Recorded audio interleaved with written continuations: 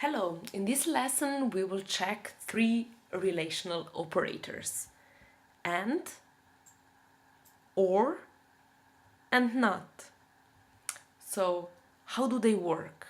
Let's open our developer tools and go to the console, and we will at the beginning define two variables, x and y. So our variable x is 5 and our variable y is a 10. So let's see the first statement. If you remember, in if statements we check if this is true, if condition is true. If it's true, then this block of code gets executed. So let's see if this is true. Is x smaller than 10? X is a 5, so is 5 smaller than 10?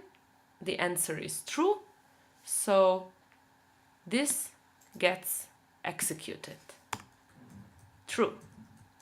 So we can change also and say console log wow, and because this is true, this gets executed. Okay, now we repeated this, so let's move to the new ones, which is operator and. So how does this work? Here in this example, computer checks whether both of the statements are true, and only if both of them are true, this will get executed. So both are true. Let's see. X is smaller than 10. True. Y is bigger than 20. Y is a 10.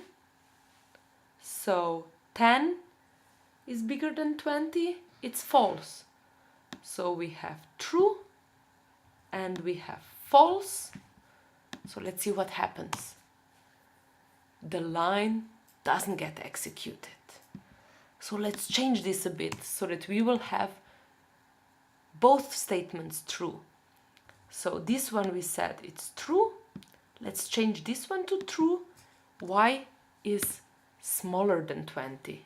10 is smaller than 20. True. So now both of the statements are true. Let's see what happens now. This line gets executed. So you see how AND works. When we are using AND, we are checking two statements, and only if both of them are true, this code gets executed. So what about OR? Let's check this one.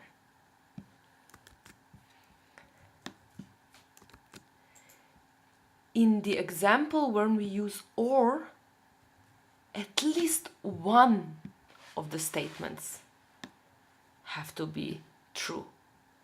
So in this case, this one is true and this one is also true. So the code gets executed. What about if only one is true? So x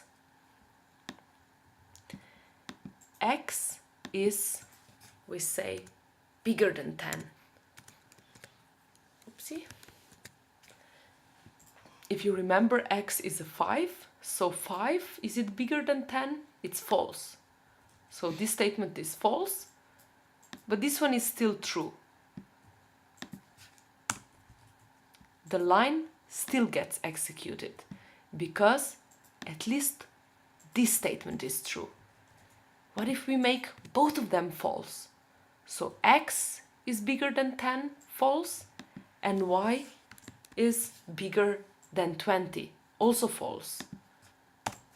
And you see, this line doesn't get executed. So if at least one statement is true, and we are using OR, this line will get executed. So for AND, both of them have to be true, for or at least one of them have to be true. So if this is true or this is true, execute the code. And here, if this is true and this is true, then execute the code. And the last one we already mentioned, but just to repeat it fast, not. So here we check if y is not 20, then execute this. So y is a 10. Is 10 not 20? True. So the code gets executed. So you see, y is the y 20? False. So is y not 20? True. Y is not 20. So you can always use also these relational operators to check your code, and then based on the answers, you execute blocks of the code that comes in these curly braces. So thank you for checking out this episode, and we are back with the next one.